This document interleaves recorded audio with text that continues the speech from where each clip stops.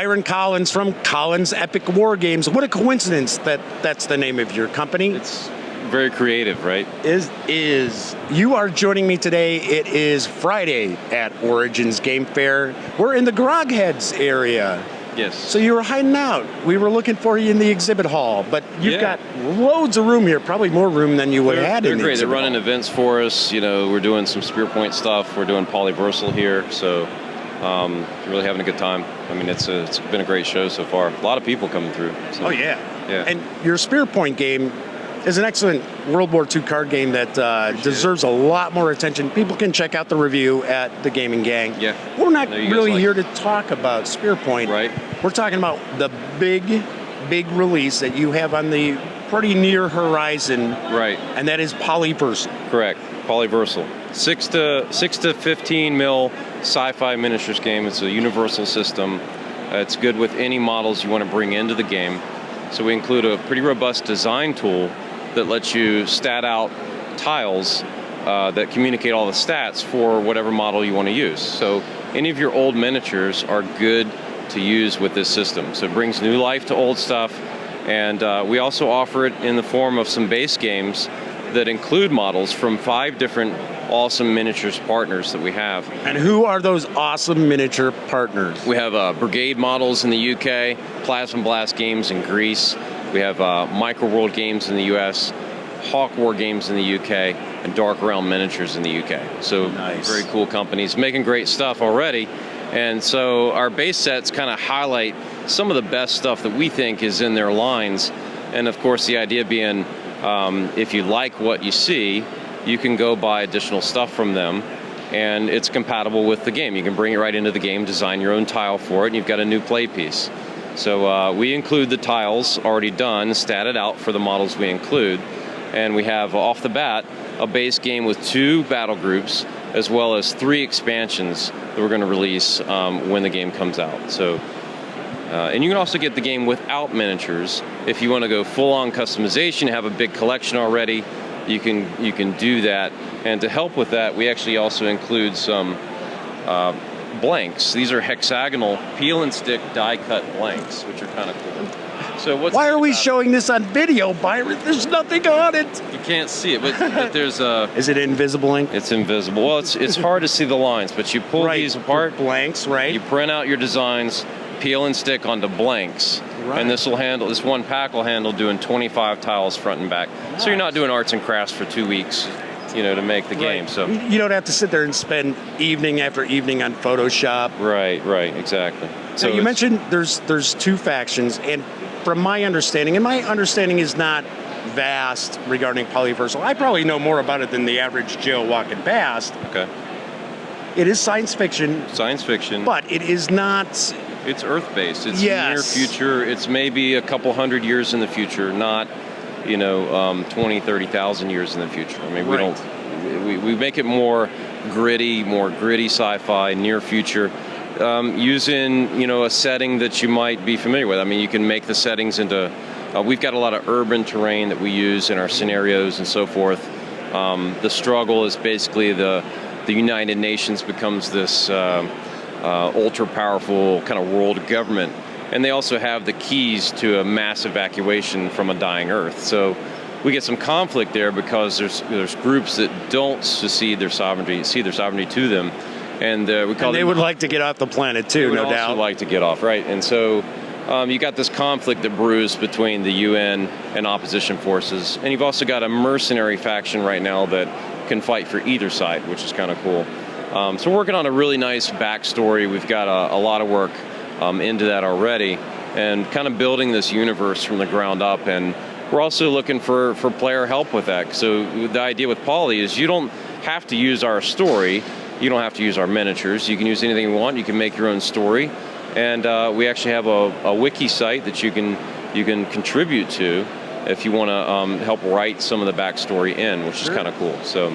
Well, I was curious, going back just to the factions for a second, I was kind of curious because I had the feeling that it's no clear-cut white hat, black hat. There's a lot of gray, which I appreciate as a gamer because I'll give you a great example. I played tons of World War II miniatures back in the day, and is like, yeah, I like playing the Germans, but I don't necessarily like playing the Germans. You know what I mean? Right. So with our story, we let it be where either side could be considered doing good, from the perspective. It depends on your perspective. So it's up to players to decide, okay, do you want to play the UN this time? You want to play Op 4?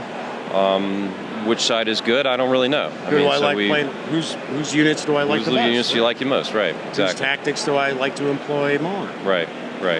So it's really, really robust. It's really flexible too, where again, you don't have to use our story. You don't have to use our models. Right. Bring anything you want into the system and have fun with it. So. And let's talk a little bit about the system, because I have seen a little bit of it, and if I remember correctly, hits, damage, everything is controlled by one die roll? One die roll to resolve combat. So with a 6 mil game, you want to be able to resolve combat quickly. So the way we do that is we have 5 polyhedral dice, okay, that are D4 to D12. They're all color-coded. So whenever you see a tile that has a stat on it, like a weapon value for firing a missile, and it's a D10, or it's a 10, or it's an orange, that means that corresponds with a D10. So you quickly see what die to pick up and roll. And what you need. So the game is also not so focused on destroy everything to win. You can certainly do that, but it's really about effectiveness, which is kind of a morale statistic. Correct. You can really suppress units, drop them out of the fight by loading them up with fire and combat stress. And what we have is this stat called effectiveness, which can change during the game and drop. It can also raise back up with a rally from your commander and so forth. So there's ways to, of course, go up and myself down. As a commander, they'll rally much quicker. Exactly, because you're going to roll really well. They'll skedaddle. Right. So that they'll can bug happen. out. Too. Right. Which I find very interesting as well, because I have run across games, and not just miniatures games, where it's sort of, you do realize there's a thing called morale. Correct. Thinking creatures do not necessarily all fight to the last individual, last man, things like that. Exactly right. And that speeds combat the game effectiveness is really what the breakdown of that is, what loses a battle as opposed to casualties. Exactly right. And this game is really big on that. I think it does show that very well and uses that to, win games rather than destroy everything and be there all day. Right. You can really make some bad decisions, get your commander in trouble, get him knocked out, right? And then, you learn from that and decide, well, my command unit, this big stompy robot, is not invulnerable, right? Right. So, and you learn from that in play, and you see players having a great time with it because they realize, hey, this invulnerable unit from some other system is vulnerable here, and I need to protect it. I need to watch what I'm doing with my command. So it's got a real good command and control system as well. All the tiles are hexagonal. And what that does is it gives us a visual command structure. And tracking is off the miniatures table. Right. So what's nice about it is all your stats are on those tiles, but they also form into what we call battle groups. And the battle groups are tiles put together to show who's under command of who. Sure. In general, the units receive orders from a central command unit, and when they execute those orders, it's a face-off of initiative between two battle groups that oppose each other. The difference in the initiative roll basically determines how many activations you get in that battle group. And then you go execute orders you've previously laid at the beginning of the turn. So what's nice about it and what's fun about it, I think, is chaos happens, right? And the orders you gave at the beginning of the turn, they're given. You have to go execute that. However, what may happen in the middle of the turn may change your strategy even within the turn. Sure. Things will happen where you have to adjust to that, and it sets up some really interesting decisions for players of the game.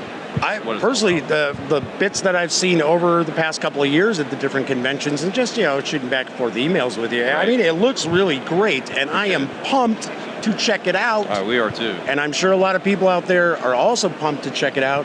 Yep. So let's talk a little bit about, when will they get to check it out? Well, it's this year. So we're in production right now. So we had a great Kickstarter last year that we were successful with. Yep. And we had about 400 backers. Thank you very much for helping us make it possible. So we're in production. Yeah, We've been buying. I believe I covered that Kickstarter. Yeah, I think you did. Thank you. course. So the Kickstarter was good. We've finished most of the production. We're doing some backer feedback right now on the rules, and we've been incorporating that feedback. And then we go to layout of the rules, printing of the rule book. We're still waiting on some miniatures to arrive from a couple of companies. Once we get those in, we're into kitting and box printing and so forth and the fun stuff. Yeah. And then we get to release the game. So we're looking at it probably 2 or 3, you're starting 4 to put months. that shrink wrap on. Yeah, that's going to be the final touch that's going to feel really good. I'm sure it will. So I believe you're talking maybe August-ish? August or so, yeah. We were shooting for earlier this year. Unfortunately, some of the just it's such a big production that we're at the mercy of some of our suppliers. And you've got a lot of partners in this too. Exactly, so. yeah. It's a big evolution. I mean, to have really a total of 7 companies involved, including my own, is just a big effort. And it's nice. It's a different approach to miniatures games as opposed to selling you miniatures. Yeah, we do have them in our box games, but that's not our focus. Our focus is let you use what you want.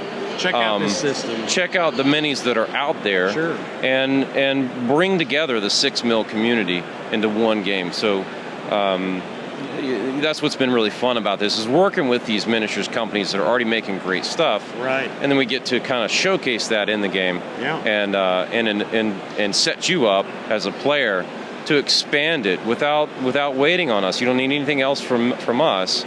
Of course, we'll put out some expansion. We'll put out some more tiles with box sets. And you have a couple of expansions already planned, correct? Right, exactly. Okay. Nice, yeah. nice. So off the bat, again, we'll have the base set with or without miniatures. And then we also have 3 expansions just off the bat. So fantastic. Yeah. Well, as I mentioned, I am certainly looking forward to seeing Polyversal hit. Thanks. Of course, our audience and our visitors to the Gaming Gang are going to be well informed of when it's going to come out. Sure. And I'm sure they shouldn't be surprised if they see a review of Polyversal in the future. That'd be awesome. I definitely appreciate it. So yeah, we'll look forward to that. So that'll be fun. Byron, thanks so much for taking some time out here at the Collins Epic Wargames section of the Grogheads area. Appreciate it, Jeff. Thanks. You're welcome.